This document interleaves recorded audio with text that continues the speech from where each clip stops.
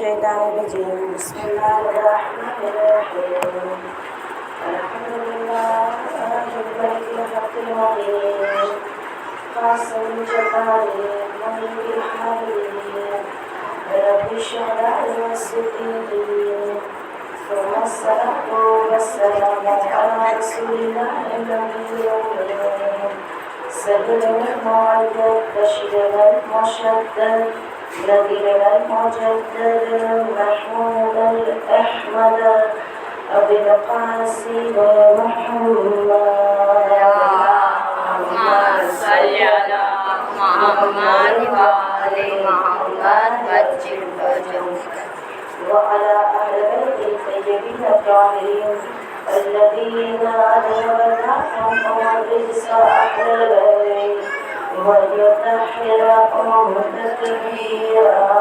اللهم صل على محمد وآل محمد وجل وجهك سيما بقية الله في الأرضين لعنة الله على أعدائهم أجمعين بسم الله الرحمن الرحيم اللهم صل وسلم وزد وبارك على صاحب العبد النبوية والصلاة الحيدرية ولا عصمة الفاطمية ولا حلم الحسنية والشجاعة الحسينية ولا عبادة السجادية والمعاصر الباقية والآثار الجعفرية والعلوم الكازية والحجج الرضوية والجود الداخلية والنقابة الناقلية والحيبة العسكرية القائم بلا حال اللهم صل على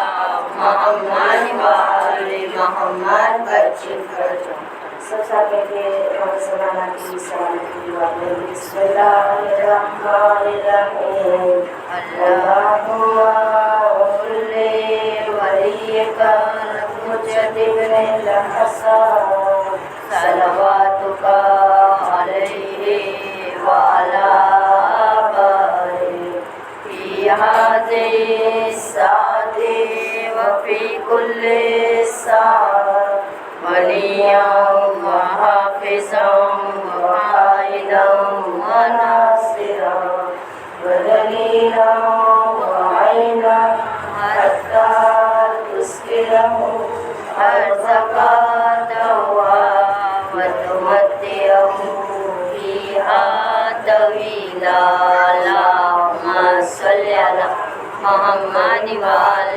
محمد وجل وجهك أما بعد وقد قال الله تبارك وتعالى في كتابه المجيد وفرقان الحميد وقوله الحق بسم الله الرحمن الرحيم قل إن كنتم تحبون الله فاتبعوني يحببكم الله ويغفر لكم ذنوبكم والله غفور رحيم فقد قال قل لا أسألكم عليه أجرا إلا المودة في القربى حاضرین مجلس السلام علیکم ورحمۃ اللہ وبرکاتہ. وعلیکم السلام ورحمۃ اللہ وبرکاتہ.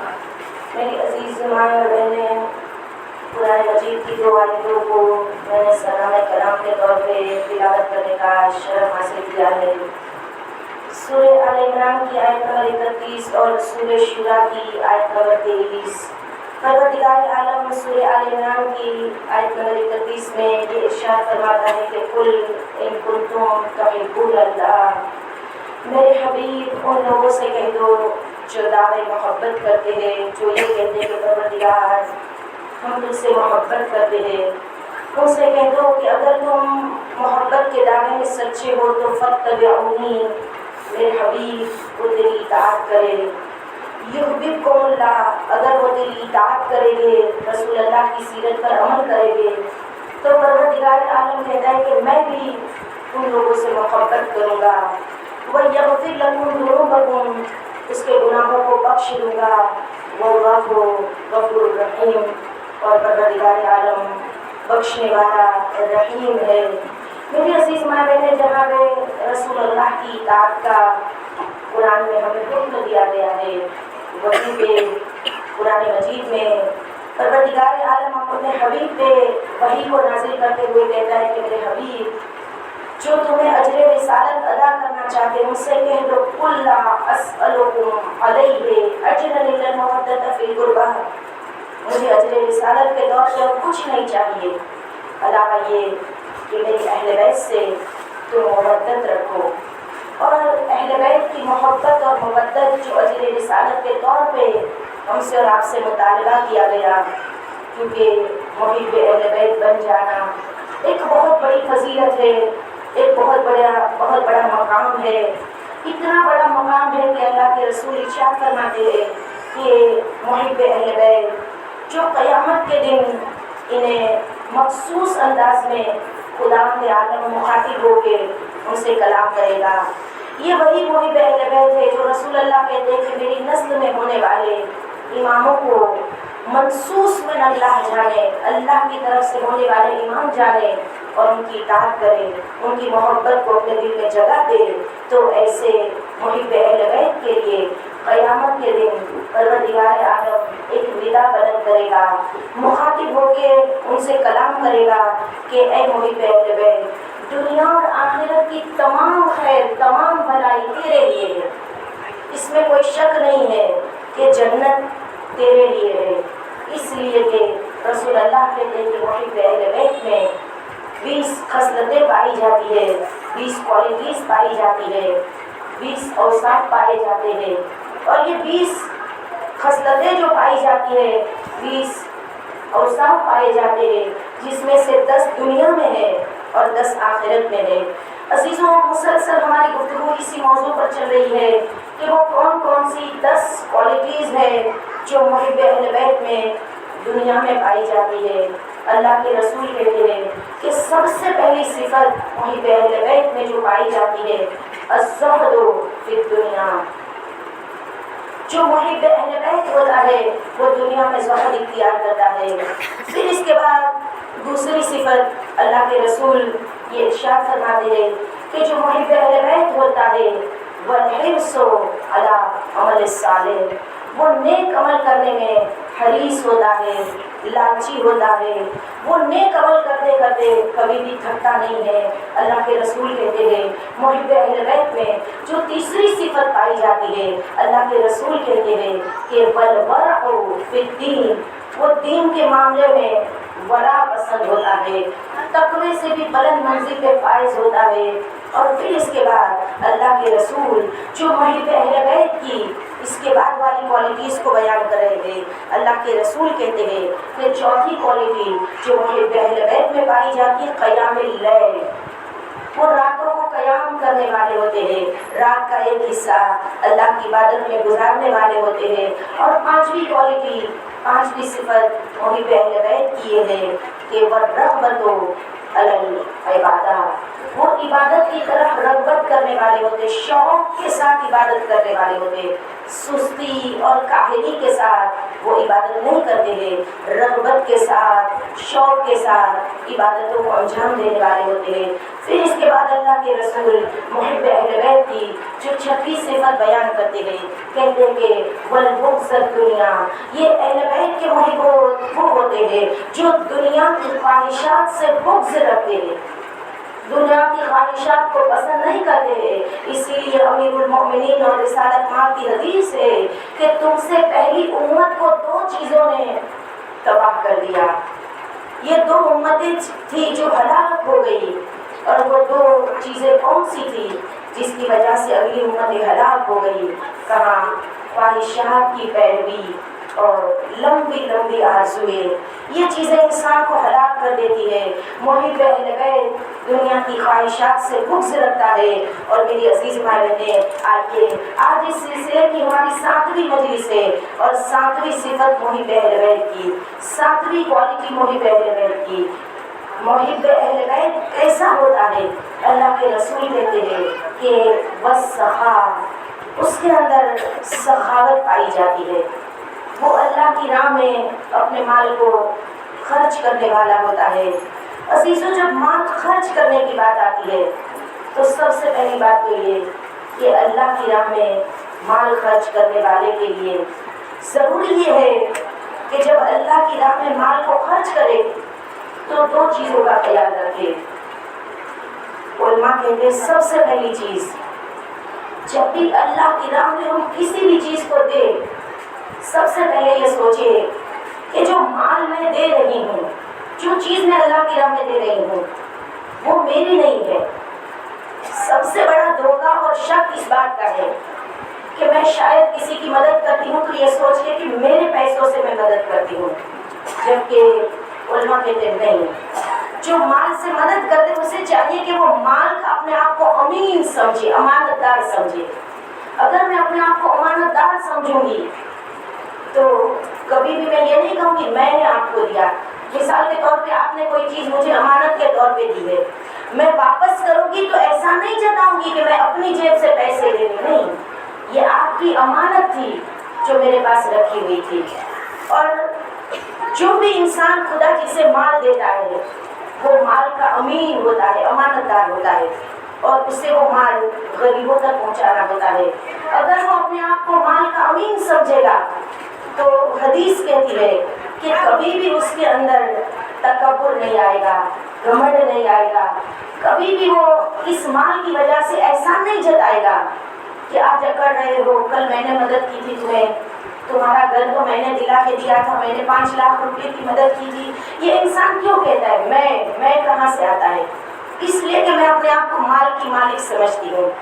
حدیثیں کہتی ہیں کہ نہیں، تم مال کے مالک نہیں ہو، یہ امین ہو، تم امانت دار ہو، تمہیں اس مال کو امانت دار بن کے غریبوں تک پہنچانا ہے، حقداروں تک تمہیں پہنچانا ہے۔ اور پھر حدیث کہتے ہیں کہ دوسری چیز جس کا خیال رکھا جائے، سورہ آل عمران پروردگار عالم ارشاد فرماتا ہے لن تنالوا البر حتی تنفقوا مما تحبون، نیکی کے درجے پر فائز نہیں ہو سکتے جب تک اپنی پسندیدہ چیز کو اللہ کی راہ میں خرچ نہ کرو۔ اور میری عزیز ماں بہنیں، سخاوت کے لیے، اللہ کی راہ میں مال خرچ کرنے کے لیے ضروری نہیں ہے کہ میں بہت بڑی دولت مند ہو جاؤں، کبھی بھی اللہ کی راہ میں مال کو خرچ کر سکتی ہوں۔ چوتھے امام صحیح کاملہ میں کیا ارشاد فرماتے ہیں، امام سجاد کہتے پروردگارا ایسا مال نہ دینا جس سے میرا دل تنگ ہو جائے۔ کبھی مال تو بہت زیادہ ہوتا ہے لیکن دل کیسا ہوتا ہے؟ تنگ ہوتا ہے، انسان اللہ کی راہ میں مال کو خرچ نہیں کر پاتا۔ پروردگار مجھے ایسا وسیع دل دینا تاکہ جو تو مجھے عنایت کرے اسے میں اللہ کی راہ میں خرچ کر سکوں۔ میری عزیز ماں کہتے ہیں اللہ کی راہ میں مال خرچ کرنے والے کے لیے پروردگار عالم نے ایک عظیم چیز کا وعدہ کیا ہے، اور مال خرچ کرنے والے کے لیے کچھ چیزوں کا خیال رکھنا ضروری ہے۔ ہم نے پہلے تو حدیث کی روشنی میں دیکھا، اب آئیے قرآن مجید کی روشنی میں پروردگار عالم سورہ لیل کی آیت نمبر 5 سے لے کے 7 نمبر، یہ 3 آیتوں میں مال خرچ کرنے والا کیسا ہونا چاہیے، پہلے یہ کوالٹی ہمارے اندر آ جائے پھر ہم اللہ کی راہ میں مال خرچ کریں۔ بعض وقت ہم پیسے خرچ کرنے لگتے ہیں لیکن یہ چیزیں ہمارے اندر نہیں پائی جاتی۔ قرآن کہتا ہے تمہارا مال تبھی اللہ کی راہ میں قبول کیا جائے گا جب تمہارے اندر یہ چیزیں پائی جاتی ہوں، اور وہ کون کون سی چیزیں؟ سورہ لیل کی آیت نمبر 5 سے لے کے 7 پروردگار عالم یہ ارشاد فرماتا ہے فَأَمَّا مَنْ أَعْطَىٰ وَاتَّقَىٰ وَصَدَّقَ بِالْحُسْنَىٰ فَسَنُيَسِّرُهُ لِلْيُسْرَىٰ۔ آیت نمبر 5 میں پروردگار عالم کہتا ہے کہ فَأَمَّا مَنْ أَعْطَىٰ وَاتَّقَىٰ، یہ وہ لوگ ہیں جو اللہ کی راہ میں اپنے مال کو خرچ کرتے ہیں، لیکن فَأَمَّا مَنْ أَعْطَىٰ وَاتَّقَىٰ، لیکن وہ متقی اور پرہیزگار بھی ہوتے ہیں۔ بعض وقت انسان متقی نہیں ہوتا ہے، پرہیزگار نہیں ہوتا ہے۔ فَأَمَّا مَنْ أَعْطَىٰ وَاتَّقَىٰ، یہ وہ لوگ ہیں جو مال کو خرچ بھی کرتے ہیں، خدا کا ڈر بھی اپنے دل میں رکھتے ہیں۔ خدا کا ڈر اگر آ گیا تو انسان مال حلال کو اللہ کی راہ میں خرچ کرے گا، اس کے رزق کا ذریعہ حلال ہوگا جب وہ متقی اور پرہیزگار ہوگا۔ فَأَمَّا مَنْ أَعْطَىٰ وَاتَّقَىٰ وَصَدَّقَ بِالْحُسْنَىٰ، وہ اچھی باتوں کو قبول کر لیتے ہیں، نیک باتوں کو وہ لوگ قبول کرتے ہیں۔ ایسا نہیں ہے کہ نیک باتوں کو، اچھی باتوں کو یہ لوگ قبول نہیں کرتے، جو خرچ بھی کرتے ہیں، تقویٰ بھی اختیار کرتے ہیں، نیک باتوں کو قبول بھی پوری کرتے ہیں تو پھر آیت نمبر 7 یہ کہتی ہے فَسَنُيَسِّرُهُ لِلْيُسْرَىٰ، ان قریب ان کے لیے آسانی کے اسباب خدا فراہم کرے گا۔ میری عزیز ماں بہنیں، کون سی آسانی کی بات ہو رہی ہے؟ آیت اللہ دستگیر شیرازی اپنی کتاب میں آیت اللہ شیخ زین العابدین مازندرانی کا واقعہ نقل کرتے ہیں۔ کہتے ہیں کہ شیخ زین العابدین مازندرانی پوری زندگی ان کی کربلا معلیٰ میں گزری ہے۔ اگر میں اس کا انٹروڈکشن کراؤں، تعارف کراؤں، شیخ زین العابدین مازندرانی کون ہے؟ شیخ مرتضیٰ انصاری کے شاگرد ہے۔ شیخ مرتضیٰ انصاری کون ہے؟ تو 2 جملوں میں ان کا تعارف یقیناً نہیں ہو سکتا، پوری ایک مجلس چاہیے شیخ مرتضیٰ انصاری کا تعارف کرانے کے لیے۔ غیبت کبریٰ میں امام کے نائب تھے، نواب عام تھے، لیکن گویا نواب خاص کا ٹائٹل مل گیا تھا انہیں، یعنی کہ خود امام نے اس کی نیابت کی تصدیق کی تھی کہ یہ میرا نائب ہے غیبت کبریٰ میں۔ شیخ مرتضیٰ انصاری جن کے شاگرد کا نام ہے زین العابدین مازندرانی، پوری زندگی ان کی کربلا معلیٰ میں گزری، پوری زندگی۔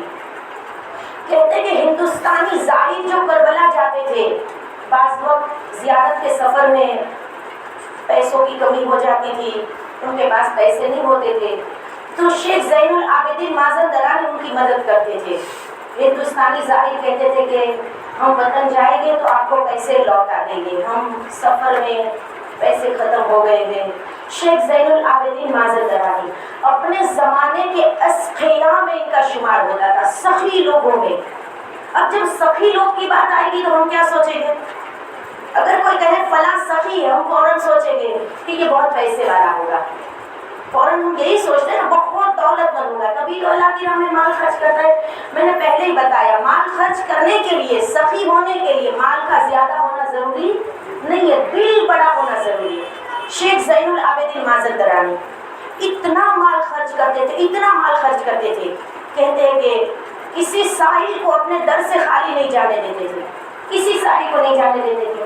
جب کبھی کوئی سائل آتا تھا، ایک بار کہتے ہیں کہ ایک سائل آیا سوال کرنے کے لیے، یہ بہت ہی تنگ دستی کی زندگی گزارتے تھے، گھر میں کچھ نہیں تھا، ایک برتن تھا جس میں انہیں کھانا کھانے کا تھا، ایک ہی برتن۔ سائل نے سوال کیا، انہوں نے سوچا کہ کیسے ہو سکتا ہے میں سائل کو خالی پلٹا دوں، وہ برتن جو ان کے پاس کھانا کھانے کے لیے تھا وہ اٹھا کے انہوں نے سائل کو دے دیا۔ شیخ زین العابدین مازندرانی اس بلند درجے پر فائز تھے کہ کسی سائل کو خالی نہیں جانے دیتے تھے، حتیٰ کہ جب کوئی سوال کرتا تھا، ان کے پاس پیسے نہیں ہوتے تھے تو یہ نہیں کہتے تھے کہ میرے پاس نہیں ہے، چونکہ بہت متقی اور پرہیزگار تھے لہٰذا کسی سے قرض لیتے تھے، کہتے تھے کہ مجھے پیسے چاہیے قرض کے طور پہ۔ سامنے والا یہ نہیں کہتے تھے کہ مجھے فلاں کو دینا ہے، کہتے مجھے ضرورت ہے۔ شیخ زین العابدین مازندرانی ایسے پیسے لے لیتے تھے اور پھر سامنے والے سائل کی مدد کر دیتے تھے، پھر اپنے پاس جب پیسے آ جاتے تھے تو مقروض کا قرض ادا کر دیتے تھے۔ ایک مرتبہ کہتے ہیں کہ شیخ زین العابدین مازندرانی جو تھے وہ کربلا سے سامرہ مرزا شیرازی کے ساتھ زیارت کے لیے گئے۔ جب مرزا شیرازی کے ساتھ یہ زیارت کے لیے گئے، کہتے ہیں کہ راستے میں بیمار ہو گئے، شدید بیمار، اور جب اتنے بیمار ہو گئے تو مرزا شیرازی نے کہا کہ میں نے دیکھا کہ شیخ زین العابدین مازندرانی رو رہے تھے۔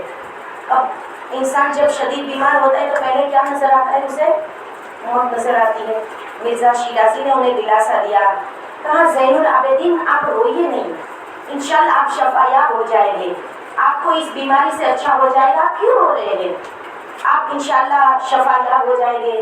تو زین العابدین مازندرانی اللہ کو مقاموں نے کہا کہ مرزا شیرازی میں موت کے ڈر کی وجہ سے نہیں رو رہا ہوں۔ اچھا تو کس وجہ سے رو رہے ہیں؟ کہا میں موت کی وجہ سے نہیں رو رہا ہوں، کل نفس ذائقۃ الموت، ہر نفس کو موت کا ذائقہ چکھنا ہے، میں رو اس لیے رہا ہوں کہ میں نے حدیث میں اور کتاب میں پڑھا ہے کہ جب کوئی انسان مر جاتا ہے، مومن کو جب موت آتی ہے تو اس کی روح کو اس کے وقت کے امام کی خدمت میں پیش کیا جاتا ہے۔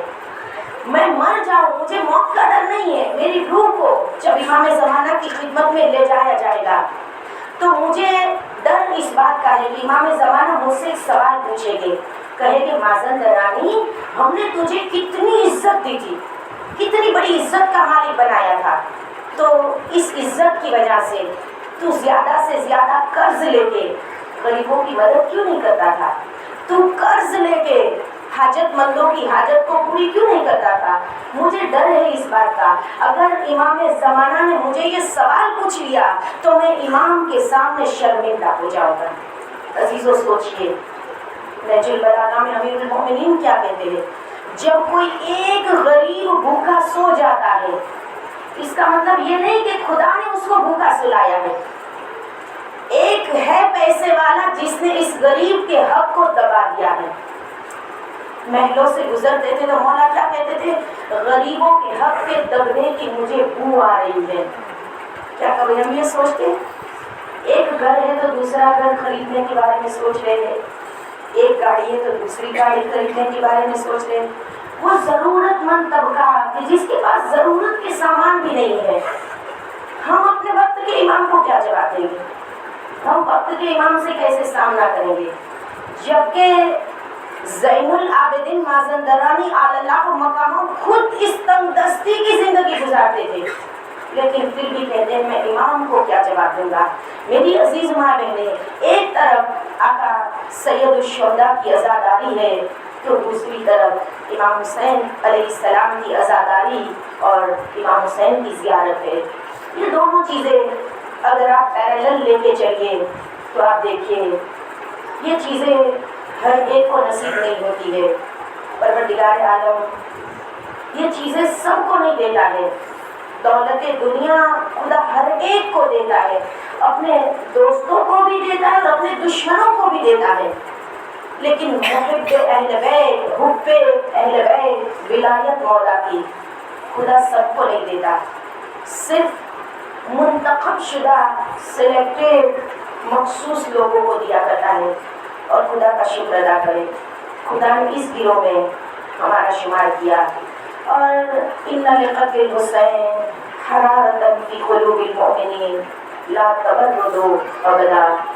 امام حسین کی شہادت نے مومنین کے دلوں میں ایک حرارت پیدا کر دی ہے، لا تبردوا ابدا، یہ آگ کبھی نہیں بجھے گی۔ ایک طرف امام حسین کی عزاداری، امام حسین کا عشق، امام حسین کی محبت، خدا سب کو عنایت نہیں کرتا، اسی لیے چھٹے امام کی حدیث ہے من اراد اللہ بہ الخیر قذف فی قلبہ حب الحسین وحبہ زیارتہ۔ چھٹے امام کہتے ہیں کہ خدا جس بندے کے ساتھ نیکی کا ارادہ کرتا ہے اس کے دل میں دو چیزیں دے دیتا ہے، یا تو اس کے دل میں امام حسین کی محبت کو ڈال دیتا ہے، حب الحسین وحبہ زیارتہ، اور امام حسین کی زیارت کی محبت کو ڈال دیتا ہے۔ ایک طرف عزادار ہے، ایک طرف زائرین ہے۔ آج وقت نہیں ہے کہ میں اس پوری گفتگو کو ڈیٹیل کے ساتھ آپ کی خدمت میں بیان کروں۔ آپ دیکھیں عزاداروں کے لیے کہا گیا ایک قطرے کے بدلے خدا تمام گناہوں کو معاف کر دیتا ہے، ایک آنسو کا قطرہ جنت میں ایک محل بنایا جاتا ہے۔ تو دوسری طرف زوار امام حسین کے لیے کہا گیا اگلے اور پچھلے تمام گناہ خدا اس کے معاف کر دیتا ہے۔ علامہ امینی نے اپنے بیٹے سے خواب میں کہا کہ عزاداروں کا مرتبہ بھی زواروں سے کچھ کم نہیں ہے۔ ایک طرف عزاداری اور ایک طرف امام حسین کی زیارت ہے۔ آپ دیکھیے بارش کا زمانہ ہے، جب شام کے وقت بارش ہو رہی تھی، میں اپنے گھر جا رہی تھی تو میں یہی سوچ رہی تھی کہ یا ابا عبداللہ حسین، یہ آپ کے عزادار ہیں۔ ٹھنڈی، گرمی، بارش، چاہے کوئی بھی موسم ہو، نئے عزادار رکے ہیں، نئے عزادار رکے گے۔ دنیا کی کوئی بھی چیز اس عزاداروں کو نہیں روک سکتی، جیسے آپ دیکھیں زوار امام حسین۔ اور وہی جب شدید ٹھنڈیوں کے زمانے میں آیا تھا، کیا زواروں کے قافلے کم ہوئے اور زیادہ اضافہ ہوتا گیا، چاہے شدید گرمی ہو، چاہے شدید ٹھنڈی ہو، چاہے بارش کا زمانہ ہو، نئے زائر کم ہوتے ہیں، نئے عزادار کم ہوتے ہیں۔ یہ آقا عبداللہ حسین کی محبت ہے۔ اور میری عزیز ماں بہنیں، جس طرح سے سینکڑوں اور لاکھوں باقیات امام اپنے زواروں پر نگاہ رحم کرتے ہیں، ان کی حاجتیں پوری کرتے ہیں۔ اسی طرح عزاداروں کے لیے بھی آقا عبداللہ حسین کی نظر کرم اپنے عزاداروں کے اوپر ہوتی ہے۔ کتنا جلدی عزاداروں کی حاجتیں پوری ہوتی ہے، پریشان حال اور بیماروں کی بیماریوں میں شفا ملتی ہے۔ عزیزوں، شہر شیراز کا آج سے تقریباً 20 سال پہلے کا واقعہ، 20 سال پہلے کہتے ہیں کہ شیراز میں جب چیچک کی وبا پھیلی تھی، لا علاج بیماری تھی اور کثرت کے ساتھ لوگ مر جایا کرتے تھے اس بیماری کی وجہ سے۔ کہتے ہیں کہ اس زمانے میں شیخ عبدالرحیم سرفراز بیان کرتے ہیں، یہ کہتے ہیں کہ میرے گھر میں 7 لوگ بیمار تھے، میرے بچے بیمار تھے، میری زوجہ بیمار تھی، میری زوجہ کی بہن بیمار تھی، گھر میں 7 بستر بیماری کے لگے تھے، اور کہتے ایک حجرے میں 7 بستر بیماری کے اور میں اکیلا تیمارداری کرنے والا۔ کہتے کہ 7 محرم کی تاریخ گزر گئی، جب 8ویں محرم آئی نا، میں گیا مجلس کے لیے امام باڑے میں، اور میں نے 5 گھنٹوں کے لیے بیماروں کو خدا کے حوالے کر دیا کہ یا ابا عبداللہ حسین، اب میں آپ کی مجلسوں سے دور نہیں رہ سکتا۔ بس جیسے کہتے کہ میں مجلس میں گیا، وہاں پہ شیراز میں مخصوص تھی یہ تاریخ جناب قاسم کے سہرے سے، اور کہتے ہیں کہ میں جناب قاسم کے مسائل پڑھے گئے، میں 5 گھنٹے کے بعد، شیخ عبدالرحیم سرفراز کہتے میں 5 گھنٹے کے بعد گھر واپس پلٹا، میں نے گھر کا دروازہ کھولا تو 7 بیماروں میں میری جو بیٹیاں تھی وہ آگ جلا کے، انگوٹھی جلا کے اس کے پاس بیٹھی ہوئی روٹیاں کھا رہی تھی۔ چیچک کی بیماری میں روٹی کھانا انتہائی نقصان دہ ہوتا ہے، تو عبدالرحیم سرفراز کہتے ہیں کہ مجھے غصہ آ گیا، میں نے کہا بیٹی یہ کیا کر رہی ہے، کیا بلا موت تجھے مر جانا ہے؟ کہا بابا غصہ نہ کرے۔ بیٹی سمجھ گئی، کہتی بابا ہمیں شفا مل گئی ہے۔ کہا بیٹی کیسے شفا ملی؟ کہا بابا جب آپ چلے گئے تو ایک شخص ہمارے حجرے میں آیا، کالا فرش بچھایا، ایک چراغ جلایا، اور 5 بزرگوار ہمارے گھر میں داخل ہوئے۔ ہر ایک کے ہاتھ میں ایک بغل میں کتابچہ تھا، یا کے فرش پہ بیٹھ گئے۔ جب مسائل پڑھے جانے لگے، انتہائی شدت کے ساتھ رونے کی آواز، بس ہمیں اور تو کچھ سمجھ میں نہیں آ رہا تھا، بس ہائے قاسم، ہائے قاسم، ہائے قاسم کی آواز تھی، اور ایک رونے کی آواز بلند تھی۔ اور یہ بچی کہتی جب مجلس ختم ہوئی، میں نے پوچھا آپ کون ہیں؟ آنے والے نے کہا میں رسول اللہ ہوں، یہ معظمہ میری بیٹی فاطمہ زہرا ہے، یہ حسن مجتبیٰ ہے، یہ علی ابن ابی طالب ہے۔ ہم مجلس میں شرکت کرنے کے لیے آئے تھے، اور پھر اس کے بعد علی سے کہا علی یہ بچے بیمار ہیں۔ علی آگے بڑھے، ایک بیمار کے سر پہ ہاتھ پھیرا، کہا بچوں تمہاری ماں کے علاوہ سب کو شفا مل گئی۔ بیٹی کہتی ہے بابا میں رونے لگی، آقا میری ماں کو بھی شفا دے دیجیے۔ کہتے نہیں میری ماں کی زندگی ختم ہو گئی۔ عزیزو آپ جانتے ہیں اگر حائل حسینی میں جو قسمت میں نہیں ہے وہ بھی ملتا ہے تو چیلنج کے ساتھ آپ کو کہتی ہوں مجلسوں میں آ کر ایک بار حسین کا صدقہ مانگ کے دیکھے، جو کربلا نہیں جا سکتے۔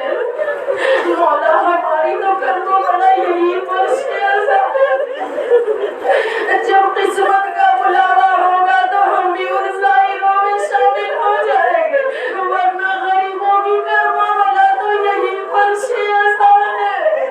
عزیزوں جس طرح مولا زواروں پر نظر کرم کرتے ہیں، عزاداروں پر بھی نظر کرم کرتے ہیں۔ جو قسمت میں نہیں ہے، تیری ماں کی زندگی ختم ہو گئی، بیٹی نے روتے ہوئے کہا نہیں آقا میری ماں کو شفا دے دیجیے۔ انہوں نے کہا تیری ماں کو بھی نئی زندگی دے دی گئی ہے۔ رونے والی ماں ہے، ایک ماں کے دل میں بیٹے کی شادی کی حسرت، رونے والی ماں ہے۔ ہر ماں کے لیے اولاد بڑھاپے کا سہارا ہوتی ہے، بڑھاپے کی لاٹھی اس کی اولاد ہوتی ہے، لیکن مجھے دل پہ ہاتھ رکھ کے جواب دینا وہ عورت जो जवानी में बेवा हो जाए, जिसकी जिंदगी का सहारा उसका शौहर मौजूद न हो। अजरों को अल्लाह किस तरह अपनी औलाद को बड़ा करती है, यही सोच सोच के मामूल जो खुशियां मैंने अपनी जिंदगी में नहीं देखी है, मेरी औलाद की जिंदगी में वो खुशियां तो मुझे दिखा। इमाम हसन मुश्तबा सन 50 हिजरी जब इस दुनिया से रुखसत हुए, जनाब कासिम की उम्र 2.5 से 3 साल की थी।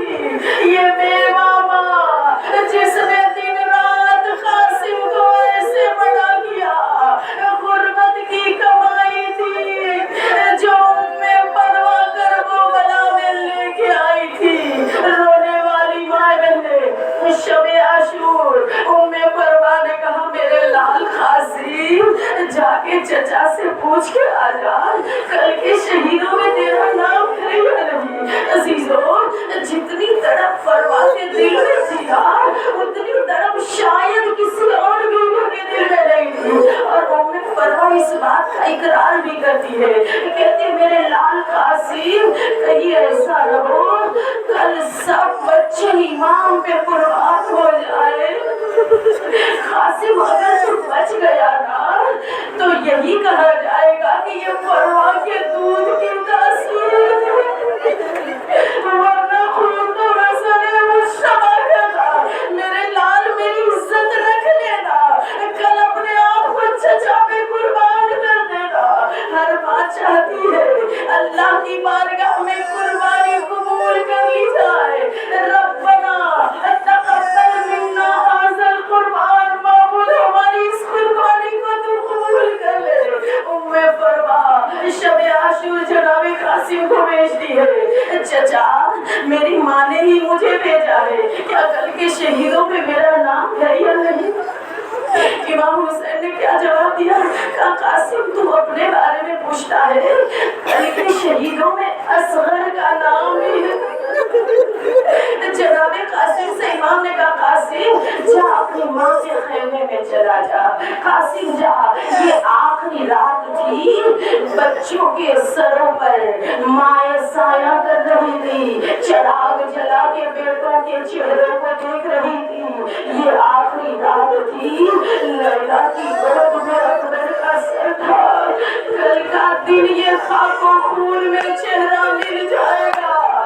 रबाब असगर को झूला झूला रही है, कल में झूला होगा न झूलने वाला।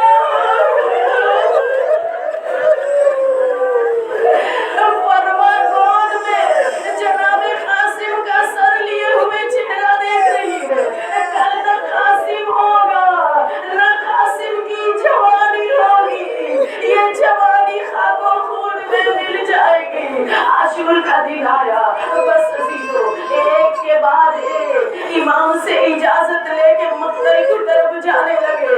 रिवायत का जुमला है, जब मोहम्मद की लाशें खेमे में आए ना, उम्मे परवा ने कहा, ऐ कासिम मेरी शहजादी के लाडलों के लाशें आ गए और कासिम अभी तो हयात है, अभी तो जिंदा है। जनाब कासिम कहते, अम्मा मुझे चचा इजाजत नहीं देते।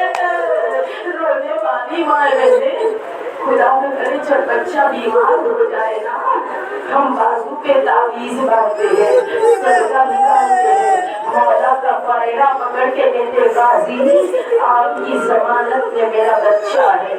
हम बाजू पे हिफाजत का तावीज बांधते हैं, करबला वाले शहादत के पैगाम का तावीज बांधते हैं। उन माओं पर हमारी जाने कुर्बान। जब तावीज खोला, हसन मुश्तबा की तहरीर सामने आई, कासिम करबला में जब हुसैन पे वक्त पड़े, जनाबे इमाम हसन मुश्तबा ने कहा, लिखा था कासिम जब हुसैन तन्हा रह जाए, मेरा भाई जब गुर्बत में आलमे नरगा में घेर लिया जाए, अपनी जान को कुर्बान कर देना। कासिम को इजाजत मिली, उम्मे परवा का लाडला जब ये तावीज लेके इमाम हुसैन के पास पहुंचे, चचा मेरे बाबा की तहरीर پڑا امام کی آنکھوں میں آنسو آ گئے، برابر کے بھائی کی یاد آنے لگی۔ قاسم کو سینے سے لگا کے کہا قاسم تجھ میں بھائی کی خوشبو کو محسوس کرتا ہوں۔ چچا بھتیجے ایک دوسرے کو سینے سے لگا کے بہت دیر تک روتے رہے۔ اب امام حسین نے کہا جا قاسم خدا حافظ، ماؤں کا مجمع ہے، بس مجھے دل پہ ہاتھ رکھ کے جواب دینا۔ جیسے امام نے اجازت دی جناب قاسم خیمے میں آ کے کہتے اماں مجھے اجازت دے دی ہے چچا نے۔ ماں کو کیا کہنا چاہیے جا میرے لال قاسم خدا حافظ، لیکن ماں کا مجمع ہے، ماں بن کے جب مسائل سنے گا عزیزو، میں بھی ایک ماں ہوں، آپ بھی ایک ماں ہیں۔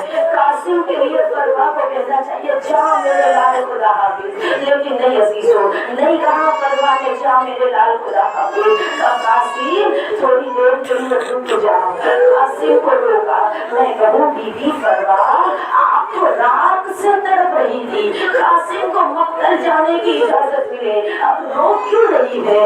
عزیزوں میں آپ سے ایک سوال پوچھوں، جب بچے جوان ہوتے ہیں نا ہم اولاد کی شادیوں کی کچھ تیاریاں کر لیتے ہیں۔ میرا بیٹا جوان ہو چکا ہے، میری بیٹی جوان ہو چکی ہے، شادی کی کچھ تیاریاں، کیا ام پروا نے کوئی تیاری کی تھی اپنے بیٹے کے لیے؟ بیوہ ماں کی حسرت، مدینے سے ایک صندوق لے کے آئی تھی، کہتی ہے قاسم رک جا، اب اگر برداشت کر سکے تو ایک امامہ نکالا، قاسم کے سر پہ امامہ سجایا، ایک ابا نکالی، جناب قاسم کے کندھوں پر ابا کو سجایا، بیوہ ماں نے جوان بیٹے کی جوانی کی بڑائی لی اور کہا قاسم حسرت تھی تجھے دلہا بنایا۔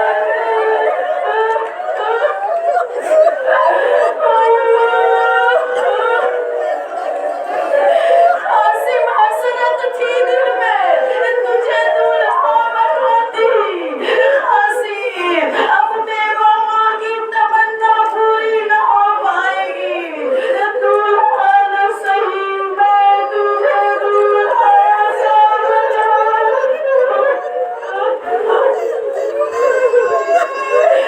دلہا نہ صحیح میں تجھے دلہا سا بنا لوں۔ جوانی کی بلائیں لی اور جناب قاسم کو مقتل کی طرف بھیجا، رونے والی ماں رہنے یہ بیوہ ماں کی حسرت تھی جو مقتل میں قاسم پہنچے۔ قاسم جب گھوڑے پر تھے تو قاسم تھے، زمین پہ آئے تو لاشا تقسیم ہو چکا تھا۔ زیارت ناہیہ امام زمانہ سلام بھیجتے، جس کی دائیں پسلیاں بائیں پسلیوں میں پیوست ہو گئی تھی، جس کی بائیں پسلیاں دائیں پسلیوں میں پیوست ہو گئی تھی۔ الہی ملک زہرا وبیہا وبائہا وبنیہا وسلم مستودع بیہا بعدد معدبہ ای مکرم محمد علی محمد کے صدقے میں محبوب کربلا کے تمام مظالم کا انتقام لینے، اس حسین ٹوٹی ہوئی جنت البقیع کو مقتل میں تبدیل کرنے، اپنے آخری حجت کے ظہور میں تعجیل کرنا۔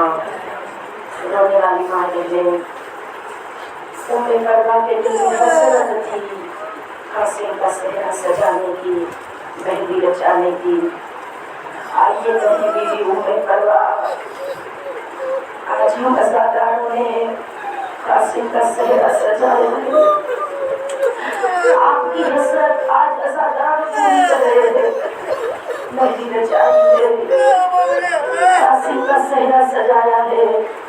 رونے والی ماں ہے، ایک ہی لاش ایسا تھا جو ٹکڑوں میں بن گیا تھا، اور اب کے دامن نے مولا نے ٹکڑوں کو جمع کیا، ایک گٹھی بنائی اور ایک خیمہ پر لے کے آئے، کہا بہن زینب قاسم کا لاشا لے کے آیا ہوں۔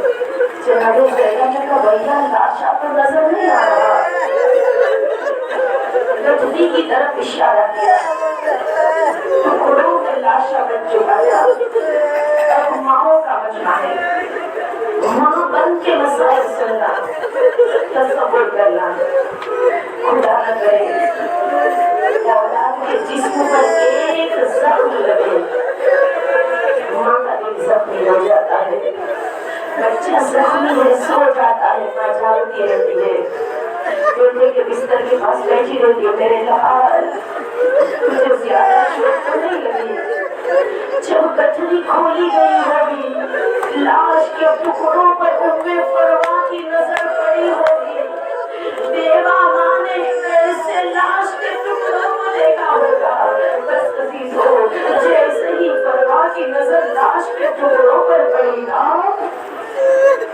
اپنی جگہ سے اٹھی جنت البقیع کا رخ کیا، کہا دادی زہرا بیوہ بہو کی اس ہدیے کو قبول کر لینا، غربت کی کمائی ٹکڑوں میں سجا کر بھیجی ہے، آئے بیوہ ماں کی حسرت، قاسم الشہید کا نام ہے، جس کی زندگی میں جسم ایسے پامال ہوا، گھوڑے کی ٹانگوں نے جسم کو ٹکڑوں میں تبدیل کر دیا، یا عبداللہ الحسین جناب قاسم کی شہادت کا فرصہ قبول کر لیجئے، اجرکم اللہ معبود، تجھے ان آنکھوں سے بہتے ہوئے آنسوؤں کا واسطہ، معبود جو پریشان حال اس بزم میں آ کے بیٹھے ہیں، اس بزم سے اٹھنے سے پہلے ہماری تمام پریشانیوں کو تو دور فرما، محمد آل محمد کے صدقے میں تمام مرحومین کی مغفرت فرما، انہیں جوار معصومین میں جگہ عنایت فرما،